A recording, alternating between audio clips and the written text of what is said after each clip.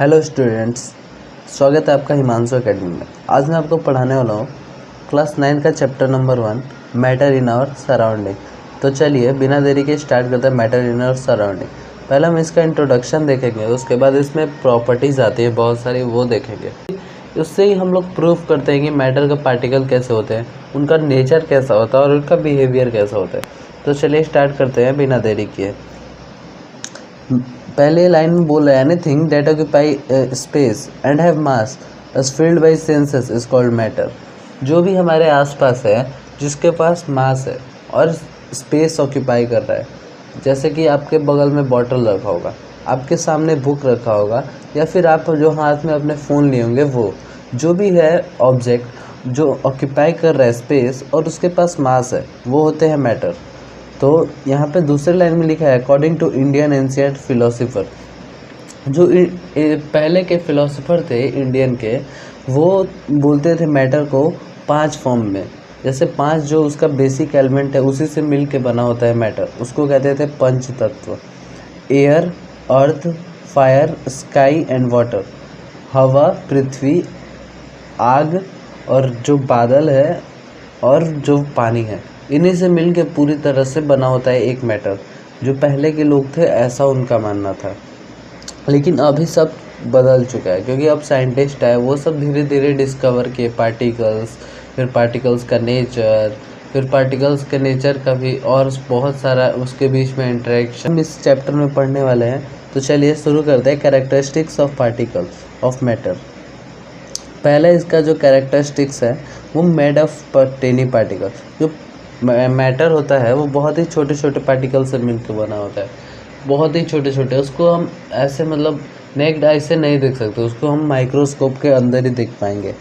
Vacant space exist between particle. जो vacant space होता है, जैसे कि 2 पार्टिकल के बीच में जो स्पेस होता है 3 या 4 पार्टिकल के, उसको हम कहते हैं वैकेंट स्पेस।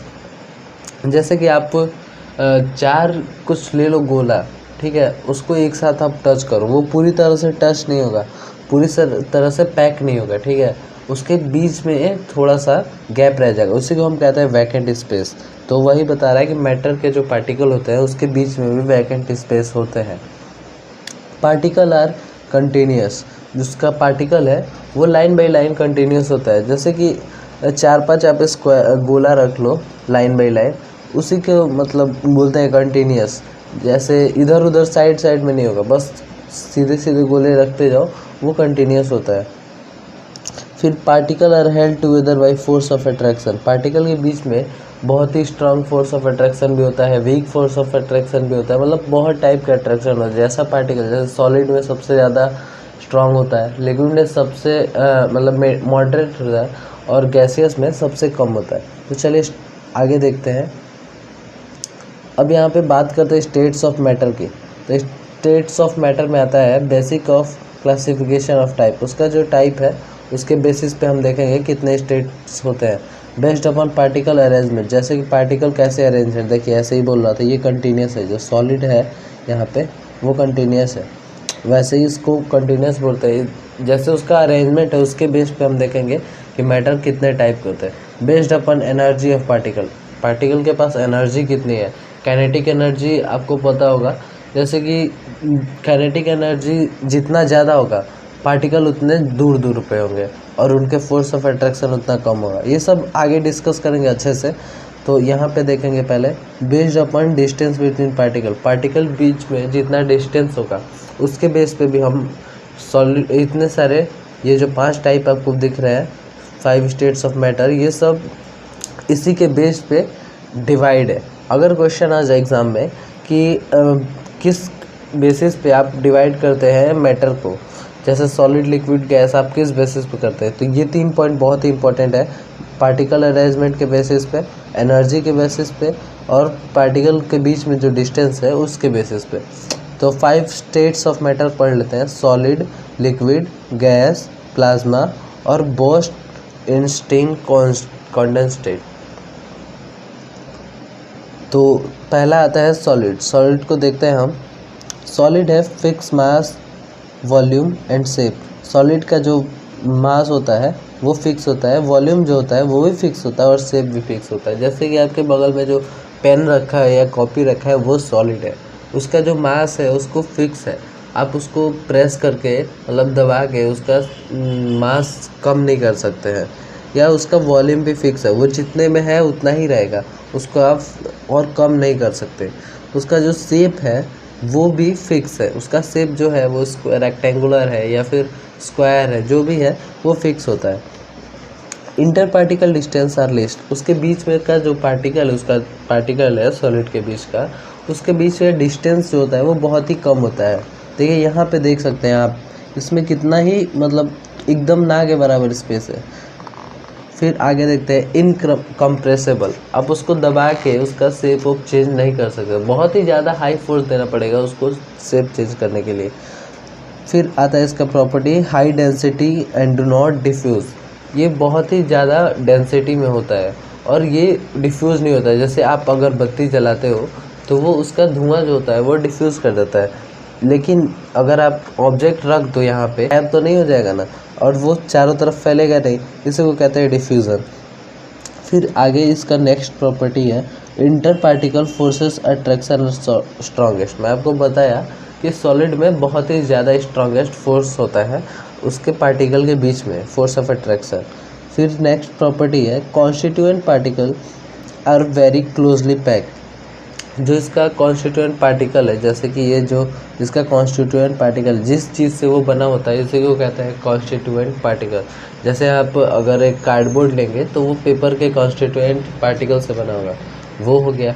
या फिर आप आयरन लेंगे तो वो आयरन के कॉन्स्टिट्यूएंट पार्टिकल से बना है, उसके बीच का जो स्पेस होता है वो बहुत ही कम होता है और वो टाइट पैक होता है, उसको आप ऐसे मतलब फ्लो नहीं करा सकते हाथ से, बहुत ही ज़्यादा फोर्स लगता है उसको कंप्रेस करने में या फिर उसको शेप चेंज करने में, बहुत ज़्यादा फोर्स लगता है क्योंकि उसके बीच में स्पेस बहुत कम होता है। नेक्स्ट जो है अब लिक्विड, देखिए इसके पार्टिकल के बीच में स्पेस बहुत ज़्यादा है, मतलब उतना भी ज़्यादा नहीं, मॉडरेट है, लेकिन उस देखिए इसमें सॉलिड वाले में और लिक्विड वाले में थोड़ा सा डिफरेंस है, ठीक है। तो इसका जो प्रॉपर्टी है not fix shape but volume and mass, इसका जो शेप है वो फिक्स नहीं है, जैसे आप जिस भी बीकर में डालेंगे या फिर जिस भी ग्लास में कह लो उसमें डालेंगे तो उसका शेप वैसा ही हो जाएगा, लेकिन वॉल्यूम जो है वो इसका फिक्स होता है और मास इसका फिक्स होता है। आप अगर 1 लीटर पानी लिए हैं तो वो 1 लीटर ही रहेगा, ऐसा नहीं है कि आप ग्लास में या फिर वो कहीं और डालेंगे तो उसका वॉल्यूम चेंज हो जाएगा, ठीक है। और मास जो है, मास भी उसका फिक्स रहता है, जितना है मास उतना ही रहेगा, ऐसा नहीं है कम हो जाएगा अगर आप ग्लास में डालेंगे या फिर आप बीकर में डालेंगे या फिर आप कहीं भी कर लो, जिस चीज़ में डालेंगे उसका शेप तो चेंज हो जाएगा लेकिन उसका वॉल्यूम और मास नहीं चेंज होगा। नेक्स्ट जो इसका प्रॉपर्टी है inter particle distance are larger than solid, देखो सॉलिड से बड़ा होता है लेकिन गैस से छोटा होता है इसका इंटर पार्टिकल का डिस्टेंस, जैसे पार्टिकल के बीच का डिस्टेंस है वो थोड़ा सा बड़ा होता है, ज़्यादा होता है। ऑलमोस्ट इनकम्प्रेसिबल, मतलब इसको भी आप दबा के इसका शेप नहीं चेंज कर सकते हैं, ये भी इनकम्प्रेसिबल होता है सॉलिड की तरह ही। फिर होता है density is lower than solid can diffuse, देखो इसका जो डेंसिटी होता है मास अपन वॉल्यूम, डेंसिटी को हम कैसे कैलकुलेट करते हैं, मास अपन वॉल्यूम, तो उसी को डेंसिटी है वो थोड़ा सा कम होता है सॉलिड से और वो डिफ्यूज़ हो सकता है थोड़ा सा ही, मतलब पूरी तरह डिफ्यूज़ नहीं होता है जैसे गैसियस होता है, लेकिन थोड़ा डिफ्यूज़ हो सकता है। जैसे आप कह लो कि सनलाइट पे आप रख दो उसको तो वो डिफ्यूज़ होने लगता है। फिर आगे आता है inter particle force of attraction are weaker than solid, जो इसके बीच का पार्टिकल का डिस्टेंस के मतलब पार्टिकल के बीच में जो फोर्स लगा है अट्रैक्शन वो थोड़ा सा कह लो कि सॉलिड से कम होता है। फिर constituent particle are less closely packed, यहाँ पे जो उसका पार्टिकल है मैं आपको बताया कॉन्स्टिट्यूएंट पार्टिकल जैसे जिस चीज़ से मिल के बना है, पानी जो है तो पानी का कॉन्स्टिट्यूएंट पार्टिकल कुछ और है, इंक का जो है कॉन्स्टिट्यूएंट पार्टिकल वो कुछ और है, वो दोनों जिस चीज़ से मिल के बने हैं वो क्लोजली बहुत मतलब उतना टाइट पैक नहीं होता है जितना सॉलिड होता है, सॉलिड से थोड़ा सा मॉडरेट में कह लो। फिर आते हैं ये गैस पे, गैस जो होता है वो नाइदर फिक्स शेप और फिक्स वॉल्यूम, इसका जो शेप होता है वो भी फिक्स नहीं होता है, वॉल्यूम भी फिक्स नहीं होता है। Inter particle distance are largest, जो इसके बीच का पार्टिकल का डिस्टेंस है वो भी ज़्यादा होता है। हाईली कंप्रेसेबल, इसको आप दबा सकते हो, कंप्रेस कर सकते हो। जैसे आपके घर में एलपीजी सिलेंडर होगा, उसमें जो गैस होता है वो उसको कंप्रेस करके ही उसमें भरा जाता है। फिर यहाँ पे देखेंगे next property, density is least and diffuse. इसमें डेंसिटी सबसे ज़्यादा कम होता है, मास अपन वॉल्यूम, और ये बहुत ही तेज़ डिफ्यूज़ होता है। मैं आपको अगरबत्ती वाला एग्जांपल दिया था। फिर आगे आता है inter particle force of attraction are weakest. इसके बीच के जो पार्टिकल के बीच का जो फोर्स ऑफ अट्रैक्शन है वो बहुत ही कम होता है। और constituent particle are free to move. Constituent particle जो होता है वो मूव कर सकता है आराम से, क्योंकि बहुत ही स्पेस बहुत ज़्यादा होता है, काइनेटिक एनर्जी ज़्यादा होता है इसमें। फिर आगे नेक्स्ट है प्लाज्मा। प्लाज्मा जो है उसको पढ़ेंगे। और plasma is non plasma in an eyes plasma is an ionised gas. Plasma जो है वो आयोनाइज्ड गैस है। A plasma is a very good conductor of electricity and is affected by magnetic field. ये जो प्लाज्मा होता है वो conductor होता है इलेक्ट्रिसिटी का, और वो अफेक्ट होता है bye magnetic field. Good conductor of electricity कह लो जिसमें इलेक्ट्रिसिटी आराम से फ्लो कर जाए, जैसे कि पानी उनी जाए उसमें इलेक्ट्रिसिटी आराम से फ्लो कर जाता है। और आगे है plasma like gases have an indefinite shape and have definite volume. जो इसका शेप है वो भी इंडेफिनिट है, उसका शेप कोई फिक्स नहीं है, और वॉल्यूम भी उसका फिक्स नहीं है, जैसे आयनाइज्ड गैस हो गया, ठीक है। फिर आते हैं नेक्स्ट टॉपिक है boss Einstein condensate. Boss Einstein condensate का पहला प्रॉपर्टी है BEC is a state of matter that can arise at very low temperature. बहुत ही लो टेम्परेचर पे अराइज होता है, जैसे कि कह लो, जैसे कि अगर आप पानी ले रहे हो तो उसको बहुत ही लो टेम्परेचर पे ले जाओगे तो वो BEC में फॉर्म होगा।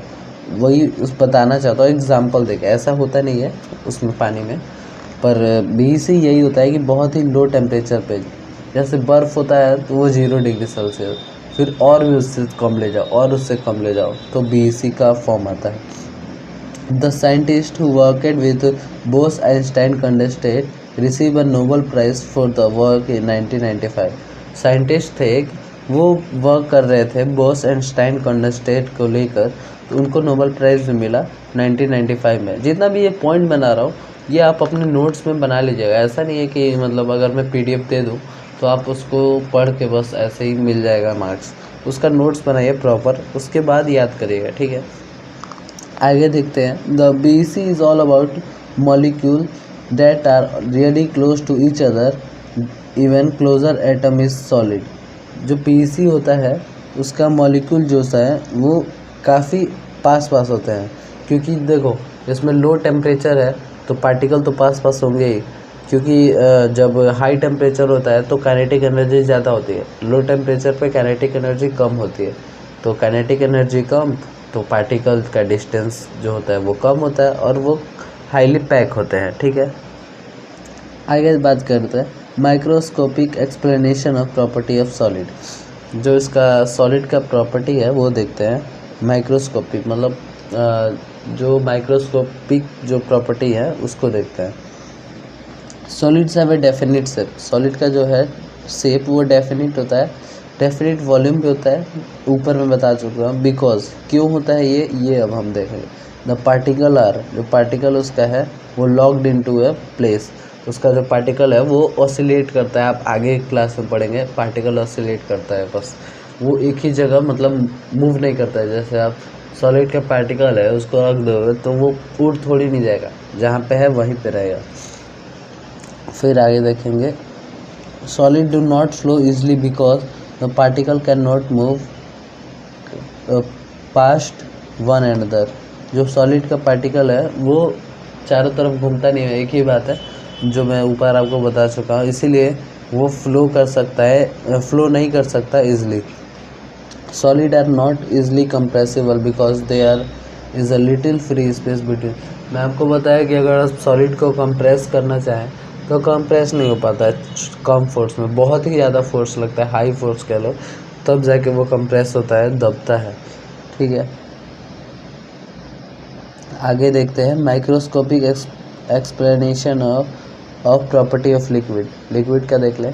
Liquid are not easily compressible and have a definite volume because there is a little free space between particle. जो लिक्विड है वो भी कंप्रेसिबल नहीं है और इसका वॉल्यूम भी मतलब फिक्स है, लेकिन सेफ फिक्स नहीं है बस, क्योंकि इसके बीच में जो है स्पेस थोड़ा सा मतलब उतना भी नहीं होता, गैस की तरह नहीं होता और ना ही सॉलिड की तरह, दोनों के बीच का कह लो।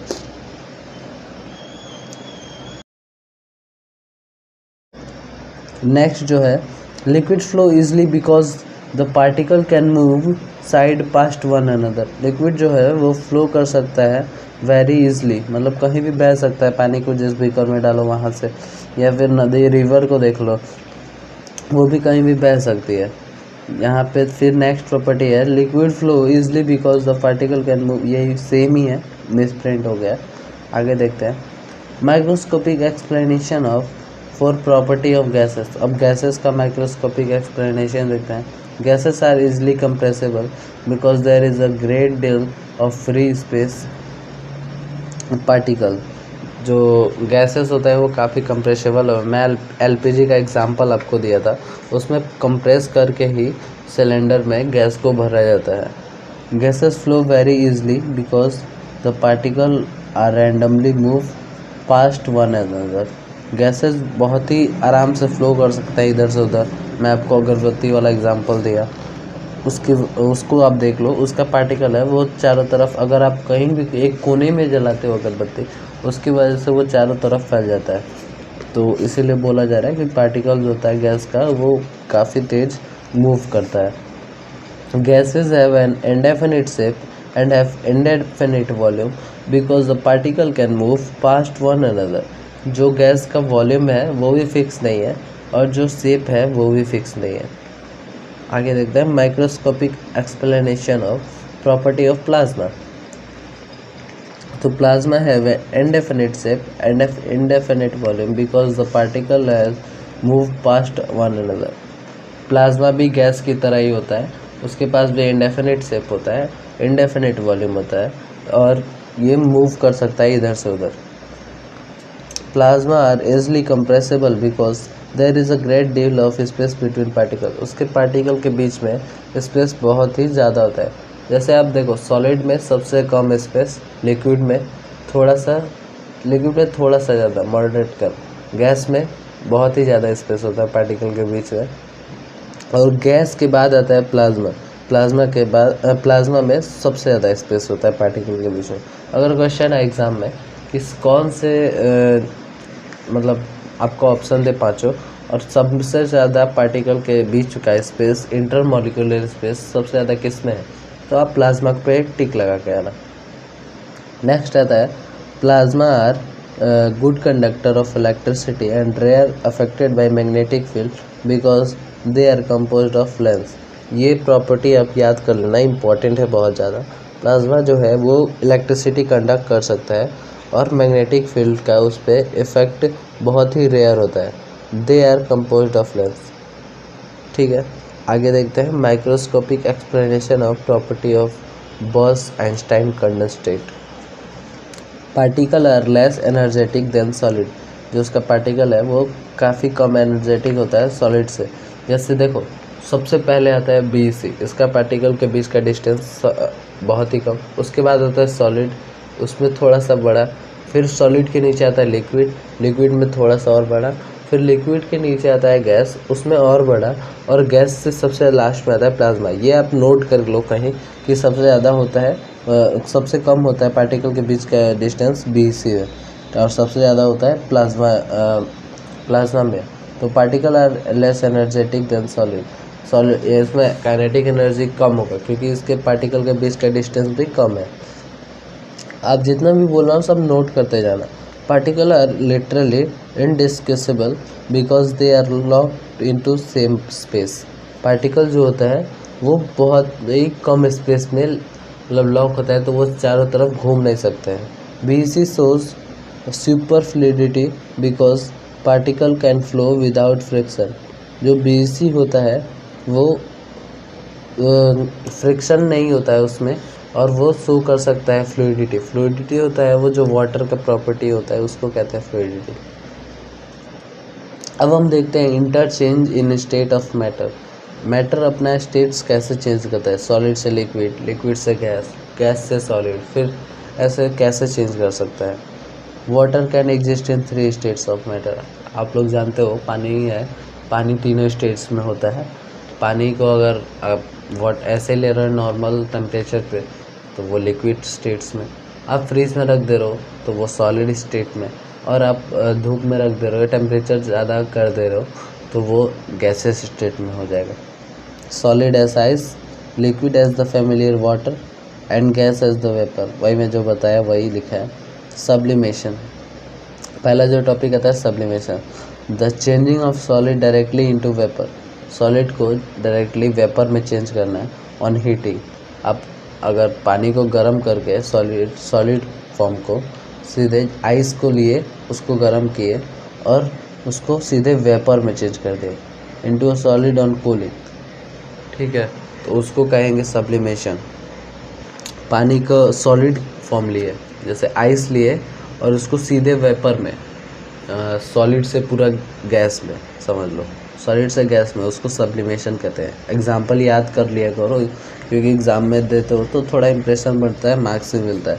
अमोनियम क्लोराइड, कैम्फर और आयोडीन, ये तीनों है इसका एग्जाम्पल। आगे देखते हैं effect of change in temperature. The temperature effect of on heating a solid. जो टेम्परेचर होता है वो काफ़ी ज़्यादा इफेक्ट करता है हीट करने पे। सॉलिड को जो वेरी होता है, dependency on nature of the very of solid, the condition required in breaking the change. जो ये सब कंडीशन है वो चेंज होता है। आप नीचे देखोगे ये सब जितना भी पॉइंट है वो लिखा हुआ है कि कहाँ कहाँ चेंज होता है हीट बढ़ाने पे, टेम्परेचर बढ़ाने पे। और increasing the temperature of solid, the kinetic energy of particle increases which overcome the forces of attraction between the particles, thereby solid melts and cover converted into liquid। देखो solid को आप अगर heat बढ़ाओगे तो उसके particle के बीच का distance है वो बढ़ता जाएगा, क्योंकि उसमें काइनेटिक एनर्जी बहुत ही ज़्यादा आता जाएगा। और मैं आपको बता चुका हूँ पहले भी, काइनेटिक एनर्जी बढ़ेगा, पार्टिकल का डिस्टेंस है वो भी बढ़ेगा। ये कहीं नोट लिख करके रख लो, काइनेटिक एनर्जी बढ़ेगा, पार्टिकल का डिस्टेंस जो होता है बीच का वो भी बढ़ेगा, क्योंकि ये कई बार एग्जाम में आ चुका है। फिर नेक्स्ट है the temperature at which solid melts into become S liquid at atmospheric pressure is called melting point. जो अगर आप सॉलिड को लिक्विड में कन्वर्ट करो तो ऐसा टेम्परेचर जिस पे सॉलिड पूरी तरह लिक्विड में कन्वर्ट हो जाए उसको कहते हैं मेल्टिंग पॉइंट। ये लिख लो, मेल्टिंग पॉइंट किसे कहते हैं, जब जो वो टेम्परेचर जो सॉलिड को पूरी तरह लिक्विड में कन्वर्ट कर दे at atmospheric pressure is called melting point. Melting point of ice, ice का जो मेल्टिंग पॉइंट है वो 273.16 केल्विन है, अराउंड 273 ले लो। 273 पे आइस जो है वो पानी में कन्वर्ट हो जाता है हीट करने पे, ठीक है। The process of melting that is change of solid state into liquid state is known as fusion. Solid से लिक्विड का मतलब मेल्ट कर रहे हो आप, उसको ही कहते हैं फ्यूज़न। सॉलिड से गैस को तो आप बोल दिए, ये इधर था प्रोसेस का नाम सब्लिमेशन। सॉलिड से गैस को सब्लिमेशन और सॉलिड से लिक्विड को फ्यूज़न आप कहते हो। आगे देखते हैं effect of change of pressure. Solid का चेंज करने पे काइनेटिक एनर्जी बढ़ता है और पार्टिकल के बीच का डिस्टेंस बढ़ता है, ये पढ़ लिया टेम्परेचर का। अब हम पढ़ेंगे प्रेशर बढ़ाने से क्या होता है। Increasing or decreasing the pressure can change the states of matter. Applying pressure and reducing temperature can liquefy gases। जैसे प्रेशर भी चेंज करने से उसका स्टेट चेंज हो जाता है, ठीक है। सॉलिड कार्बन डाइऑक्साइड जो CO2 है उसको is store under high pressure, solid CO2 gets converted directly into gaseous. Solid CO2 है उसको हम डायरेक्टली गैसियस फॉर्म में चेंज कर दे रहे हैं by applying a pressure. On decreasing pressure 1 atmosphere without counting into liquid state, the reason that solid carbon dioxide is known as dry air। देखो यहाँ पे जो सॉलिड कार्बन डाइऑक्साइड है उसको हम सीधे हम लोग सॉलिड से गैसियस में चेंज करते हैं प्रेशर को बढ़ा करके, और डिक्रीज भी करके उसको हम चेंज कर सकते हैं, वाइस वर्सा कह लो, सॉलिड से गैस और गैस से सॉलिड। आगे हम देखेंगे लेटेंट हीट। लेटेंट हीट क्या होता है? The hidden heat which breaks the force of attraction between molecule during change of state. ये जो हिडन हीट होता है वो break the force of attraction between molecule during change of state. जो हम चेंज करते हैं स्टेट, जैसे सॉलिड से लिक्विड में मूव करते हैं, पानी को जैसे ले लो, आइस को जब हम वाटर में मूव करते हैं तो उसमें जो हीट लगता है, हिडन हीट, उसी को कहते हैं लेटेंट हीट। ठीक है, तो ये डेफिनेशन याद कर लो, the hidden heat which breaks the force of attraction between the molecule during the change of state. किसी भी स्टेट को चेंज करने के लिए जो हिडन हीट लगता है उसी को लेटेंट हीट कहते हैं। फ्यूजन अब मैं आपको बताया हूँ, heat energy required to change 1 kg solid into liquid. Solid से लिक्विड स्टेट में जाने के लिए जो हीट एनर्जी लगता है उसी को फ्यूजन कहते हैं। फिर vaporisation, heat energy required to change 1 kg of liquid to gas. ये 1 kg याद रखना कि 1 kg सॉलिड को लिक्विड में चेंज करने के लिए फ्यूजन, और 1 kg लिक्विड को गैस में चेंज करने के लिए vaporisation. At atmospheric pressure at boiling, it is a boiling point. जैसे उसमें मेल्टिंग पॉइंट था और इसमें इसी तरह बॉइलिंग पॉइंट होता है। 1 kg लिक्विड को आप गैस में चेंज कर रहे हो तो वहाँ पे जो प्रेशर लगता है उसी को कहते हैं बॉइलिंग पॉइंट, उसका टेम्परेचर लगता है एटमॉस्फेरिक प्रेशर पे। Thus we can say that pressure and temperature determine the state of substance, whether it will be solid, liquid or gas। हम लोग कह सकते हैं कि सॉलिड, लिक्विड, गैस का टेम्परेचर और प्रेशर ही डिसाइड करता है कि वो सॉलिड है या लिक्विड है या गैस है। आप टेम्परेचर बढ़ाओगे स्टेट चेंज होगा, टेम्परेचर घटाओगे स्टेट चेंज होगा। ये सब नॉर्मली बातें आपको मतलब डेली लाइफ में देखने को भी मिलती हैं। नेक्स्ट टॉपिक है इवापोरेशन एंड बॉइलिंग। इवापोरेशन में है, particles of matter are always moving and are never at rest. जो पार्टिकल जो होता है मैटर का वो हमेशा मूव करते रहता है, रेस्ट पे नहीं रहता है। मैं आपको बताया था सॉलिड का भी पार्टिकल है, आपको लगता होगा कि रेस्ट पे है, लेकिन वो रेस्ट पे नहीं रहता है। उसका पार्टिकल ऑसिलेट करता रहता है। ऑसिलेट मतलब एक ही जगह पे फिक्स होके, और वो जैसे आप देखे होंगे कि कोई डीजे का बेस है वो एक ही जगह पे ऑसिलेट करता है, धम धम धम धम। ठीक है, वैसे ही इसका भी पार्टिकल है, वो भी ऑसिलेट करता है, बस एक ही जगह पे, इधर से उधर मूव नहीं करता है। फिर नेक्स्ट इसका जो पॉइंट है, एट ए गिवन टेम्परेचर, किसी भी टेम्परेचर पे, इन एनी गैस हो या लिक्विड हो या सॉलिड हो, there are particle with different amount of kinetic energy. जो काइनेटिक एनर्जी है वो डिफरेंट अमाउंट में होता है पार्टिकल का, अलग अलग टेम्परेचर, एट गिवन टेम्परेचर। ठीक है, एक टेम्परेचर पे उसका पार्टिकल का जो काइनेटिक एनर्जी है वो भी डिफरेंट हो सकता है। In the cases of liquid के केस में, a small fraction of particle at surface having higher kinetic energy is able to break away from the forces of attraction of other particle and get converted into vapour. जो मान लो liquid है तो उसका जो ऊपर वाला layer है वो ब्रेक कर जाएगा, बताया ना, small fraction of particle at the surface. जो सरफेस का जो लेयर है वो ब्रेक कर जाता है क्योंकि उसका हायर काइनेटिक एनर्जी होता है, और वो वहाँ से ब्रेक करके मूव कर सकता है गैसियस फॉर्म में।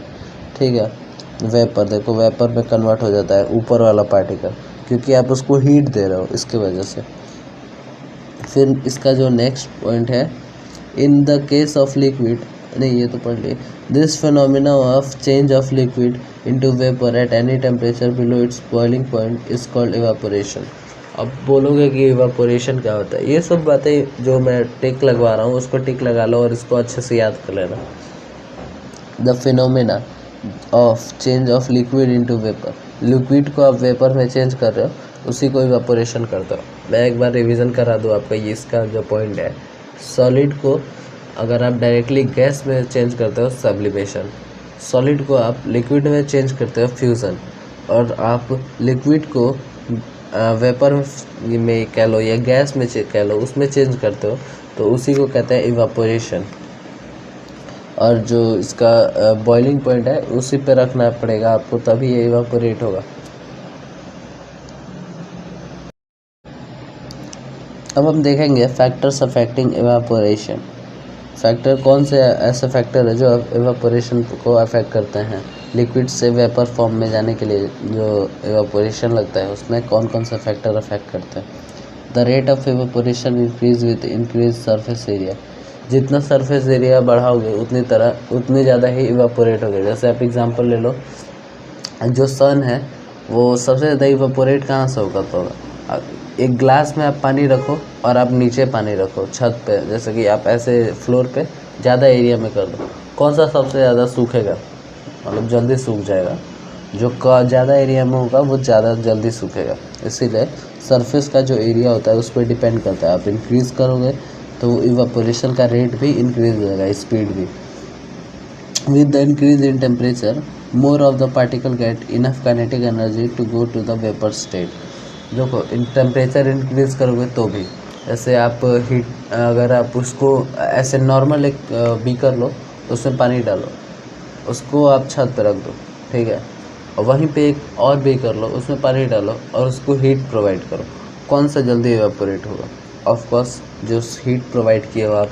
इसलिए बता रहा है कि टेम्परेचर भी इफेक्ट करता है। टेम्परेचर बढ़ाओगे तो रेट ऑफ इवापोरेशन इंक्रीज़ होगा, क्योंकि उसका काइनेटिक एनर्जी भी इंक्रीज़ हो जाता है। नेक्स्ट है humidity is the amount of water vapour present in air.